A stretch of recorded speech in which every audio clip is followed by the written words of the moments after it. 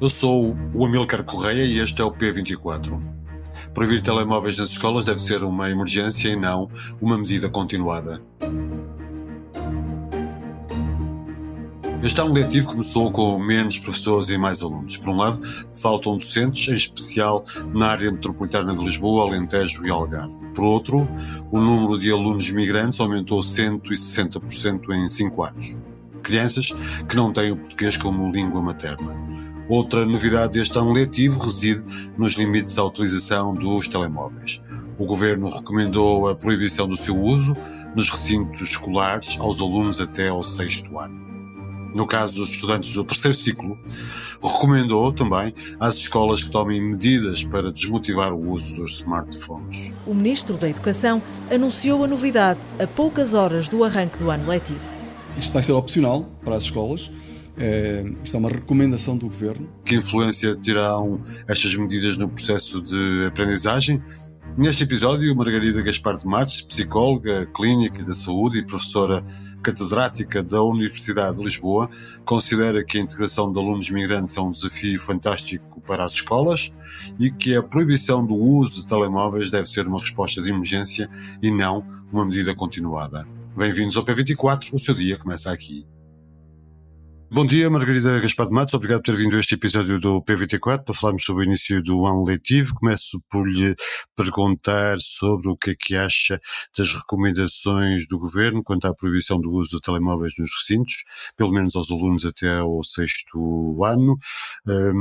Que impacto é que esta recomendação tem no bem-estar, na saúde mental, no sucesso das aprendizagens das crianças nas escolas? Bom dia, olha, muito obrigado pelo convite. Bem, tipicamente, do ponto de vista educativo, as proibições são uma estratégia incorreta, digamos assim. Podem servir em emergências, mas nunca como uma estratégia continuada.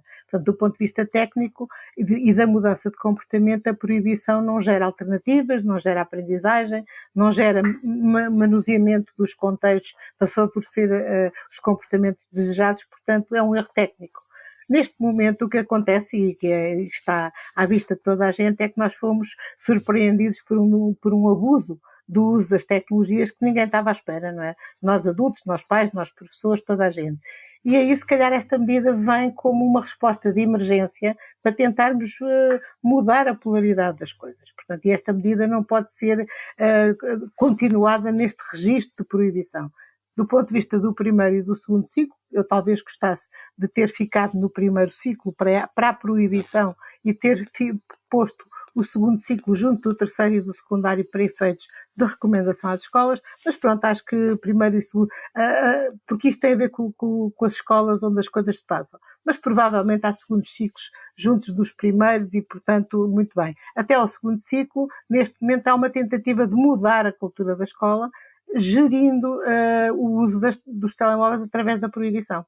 Mas vamos ver se encontramos outra maneira de lidar com as tecnologias, usando-as a nosso favor, em vez de ser contra nós. Bem, as escolas portuguesas têm um grande desafio pela frente. O número de alunos migrantes aumentou 160% em 5 anos. Estamos a falar de crianças que não têm o português como língua materna, um caso emergente também. Até que ponto é que as escolas estão adaptadas para esta emergência? E até que ponto é que a criação de mediadores para ajudar na integração de alunos estrangeiros, que o Governo anunciou, pode ser um contributo para melhorar essa aprendizagem e essa integração? Uhum.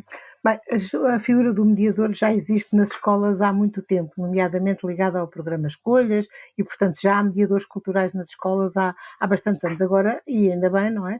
É uma medida que vai ser institucionalizada ou considerada em larga escala. Eu pessoalmente acho que a integração de alunos migrantes nas escolas, nomeadamente não falantes da língua portuguesa, é um desafio fantástico para as escolas, que só pode proporcionar uma maior qualidade do ensino. Quando a escola se tem que virar para atender a alunos com dificuldades, nomeadamente neste caso da língua, não é? A escola tem que ficar necessariamente com muito mais qualidade e vão usufruir os alunos migrantes e os outros todos.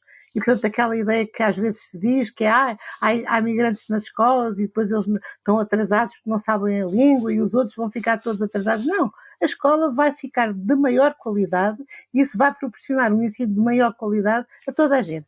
Pronto, inclusivamente já uma vez quis estudar isso do ponto de vista científico, que é os benefícios que tem para os alunos nacionais o facto de haver diversidade nas escolas. É como os ecossistemas. Quando o ecossistema é diverso, toda a gente lucra, não é? E, portanto, quando a escola não é feita do mesmo in-grupo, todas as outras pessoas têm uma reflexão a fazer e uma aproximação do diferente. E isso acrescenta-nos, faz-nos crescer. Há que ver as vantagens disto e não as desvantagens. Eu só vejo vantagens nisso. E, portanto, vejo que a própria escola, enfim, é claro que há tantos problemas nas escolas que os professores podem pensar por inércia que isto vai ser um problema, mas não vai ser um problema, vai ser uma oportunidade realmente. O CDE disse que era necessário tornar a carreira docente mais atraente, que Portugal era o país da OCDE com menos professores jovens. Até que ponto é que este facto pode ser um entrave? E como é que vê a formação de professores em Portugal, até à luz daquilo que temos vindo a conversar até aqui, sobre as questões de uso de telemóveis e de mais crianças de língua materna não portuguesa nas salas de aula? Então, eu sou professora no ensino superior há muitos anos, não é? E infelizmente vejo que não encontro alunos que tenham o sonho de ser professor. Eu encontro muito ocasionalmente. Portanto, eles sonham em ser advogados, engenheiros, médicos, psicólogos, mas enfermeiros, fisioterapeutas, mas o sonho de ser professor é o sonho de muito poucos. E isso tem a ver com, penso eu, não é? Com a falta do aliciante da profissão. E, aliás, no meu caso, por exemplo, há filmes para promover os médicos, os psicólogos, os advogados, os polícias, não é? Mas um filme para promover os professores, eu pergunto-me qual era o argumento. Portanto, o que é que podia constar nesse filme para convencer os alunos a serem professores? E isso não tem só a ver com o vencimento. Portanto, o vencimento, nós temos vencimentos todos muito, muito fracos, de toda a gente, não é? E, portanto, e não é por aí, e ainda outro dia, por exemplo, era com médicos, mas o argumento era o mesmo, não é só a questão do salário, é a questão do reconhecimento da profissão. É a questão das oportunidades e dos desafios que os jovens têm na profissão docente. E, portanto, neste momento é quase como se os jovens vão para uma profissão docente quando não arranjam emprego no outro lado. Isso não pode ser assim. Não pode ser assim porque o docente vai iniciar a sua carreira letiva mesmo tipo fracasso, não é? Portanto, vai para ali porque não tem outro sítio. E os alunos que conhecem esta cultura também olham para o professor como uma espécie de um fracasso que lhe foi parar à frente. E isto não pode ser. A profissão de professores tem que aparecer com uma aura de glamour, de trendy. Os alunos têm que olhar para o professor como aquela pessoa que, quando eles crescerem, querem ser. Não é? Como olham para um professor universitário, como olham para um jornalista. Outro dia fizemos um estudo com miúdos de 5 anos e eu fiquei espantada. A maior parte deles queriam ser polícias. E eu penso que isso é por causa daquelas séries dos polícias, que até parece que a carreira de polícia que é extremamente aliciante, também não há de ser, não é? E sobretudo também é onde ganhar muito mal, não é? Os polícias são os bons e os professores são os maus? Não, às vezes os polícias são os estimulantes e os professores são os aborrecidos. Isso talvez seja essa a reputação, mas não pode ser. Portanto, a carreira Como é que invertemos esse estereótipo? Isso agora, se eu soubesse isso, sabe que eu estava aí com um grande ordenado a trabalhar para um sítio qualquer muito importante, não é? Mas a verdade é que é um percurso que tem que ser feito. A reabilitação da carreira docente como prestígio social. Eu, quando era miúda, o professor do liceu, não é? Na altura era o liceu, era uma coisa, era um profissional considerado. Eu, por acaso, eu nunca pensei em ser professora por acaso, mas eu tinha muitos colegas que o sonho deles era conseguirem tirar um curso para serem professores. Agora não vê isso, não vê isso. Os miúdos não se revêem no professor. As novas medidas anunciadas pelo Governo para melhorar a aprendizagem dos alunos, o diagnóstico de velocidade de leitura dos alunos do segundo ano, tutorias para estudantes com dificuldades de aprendizagem, já agora a disciplina de literacia no secundário. O que é que acha destas medidas todas? Vamos dividir para já, eu acho que é fantástico aparecerem medidas novas, não é? Portanto, se o Sr. Ministro tivesse a aparecer a dizer que vai ficar tudo como estava, nós não tínhamos pensado que ele não tinha dado ali uma tentativa de um passo para melhorar. É evidente que essas mudanças têm todas alguns perigos, nomeadamente quando não se faz uma avaliação do que foi feito e se muda, porque nós temos disto há muito tempo. Olha, lembro-me, por exemplo, que tínhamos o trabalho de projeto e estudo acompanhado, que eram medidas que foram pura e simplesmente canceladas e substituídas entre por coisa nenhuma e por mais aulas de matemática, sem sequer se fazer um balanço do que é que havia antes e do que é que houve depois. Assim como depois voltou a aparecer não sei o quê, da mesma maneira. Depois essas disciplinas novas têm um problema que é assim, todos nós temos um bocado uma quinta preferida do nosso saber, não é? E todos nós achamos que a educação para a saúde é importante, a educação sexual, a educação para a cidadania, e temos alguma dificuldade em ver a percepção dos outros sobre porque é que eles acham que aquilo é importante. E os miúdos, a OCDE fez um encontro só com jovens, e os miúdos diziam, os professores, em vez de pensarem em nós, quando propõem currículos que melhorem o tempo letivo das disciplinas deles. E isso não pode ser. Miúdos de 16 anos têm noção que o professor de matemática valoriza a matemática, o professor de biologia valoriza a biologia, não é? Mas isso não pode ser. Tem que ser do ponto de vista dos alunos, do seu crescimento e da sua aprendizagem. O Sr. Ministro há um conjunto de medidas, nomeadamente essas do telemóvel, que ele diz que vai avaliar e ver os resultados, e depois vai monitorizar e vai ver se deu resultado ou não. Portanto, antes de saber isso, não sabe, não é?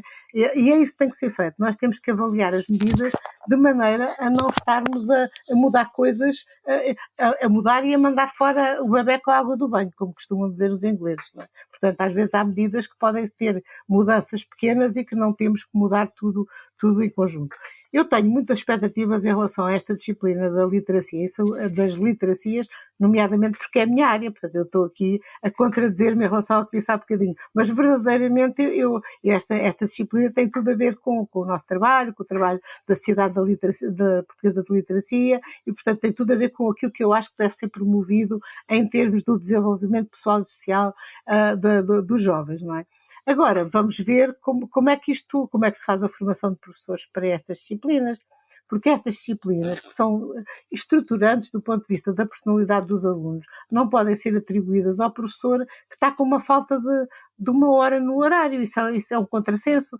E depois o professor lá, para ganhar mais uma hora, vai dar uma disciplina que nunca ouviu falar e que se calhar nem sequer está sensibilidade para isso. Não pode ser. A formação dos professores tem que ser tanto mais, enfim, fomentada, quanto mais estranho ou inovador é o conteúdo. Pronto. E isso é uma das coisas que eu sei que o Ministério está a fazer, até porque eu estou encarregada de pensar nesse modelo, agora num breve prazo, que é como é que se faz uma formação de professores que seja com as mãos na massa, portanto, em que o professor tenha um debate com o formador e depois vá para o local de trabalho, ponha as coisas a rolar e venha passado um mês dizer eu fiz o que você disse e o resultado foi este ou aquele, e discuta isso com o formador. E, portanto, eu estou a pensar nesse modelo, vou apresentá-lo no fim deste mês, eu espero, e vamos avaliar, não é? Porque sem avaliar também não sabemos o resultado.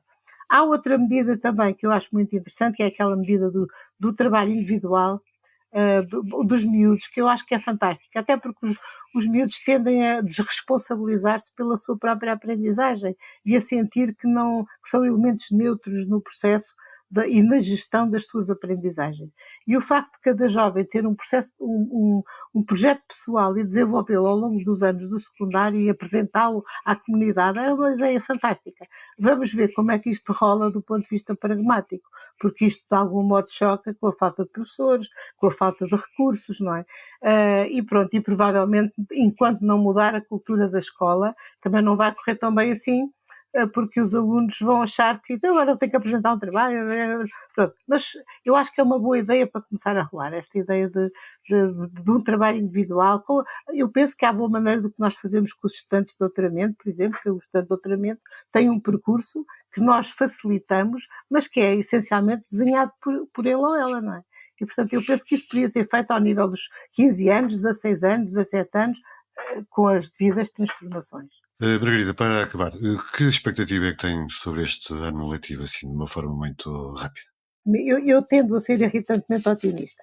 Pronto, e portanto eu fico sempre a pensar que vamos começar o ano letivo o melhor possível. Nós sabemos que estas coisas do atraso na colocação dos professores, da falta de professores, há quantos anos é que ouvimos falar nisto? Eu ouço falar nisto há décadas e portanto isto faz parte. Isto não é um problema, nem uma falta de um problema, é a rotina habitual.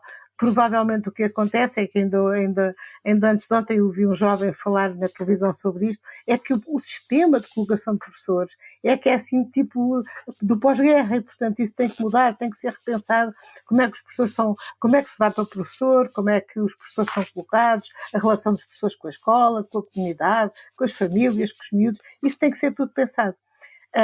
E porque senão o que acontece é que assim, nós nas emergências, nós portugueses, safamos-nos bem, nós vimos isso na pandemia, mas quando deixa de ser uma emergência e passa a ser só uma importância, nós ficamos todos um bocado molengões e inertes, não é? Portanto, isso não pode ser, é uma cultura nacional que tem que mudar. Agora que vencemos a emergência, temos que apostar na importância de mudar isto tudo, e pronto, mas, ou ir mudando.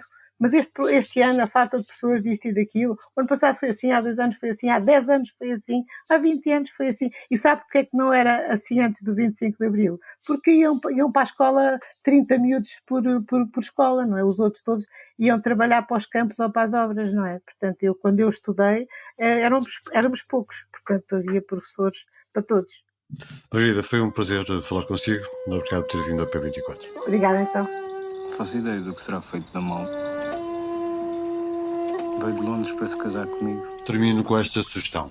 O Y conta-lhe o que precisa de saber para navegar na reentrée cultural. Os filmes, o som de fundo é de A Grande Tour, de Miguel Gomes, que se estreará no dia 19. As séries, os discos, os livros, as exposições e todos os espetáculos que vêm aí. Para ler em público.pt/cultura-y. Obrigado por ouvir o P24. Voltamos amanhã. Tenha um bom dia. O P24 é um podcast do Público com música original de Ana Marques Maia. A sonoplastia deste episódio é de Nuno Coelho. O Público fica no ouvido.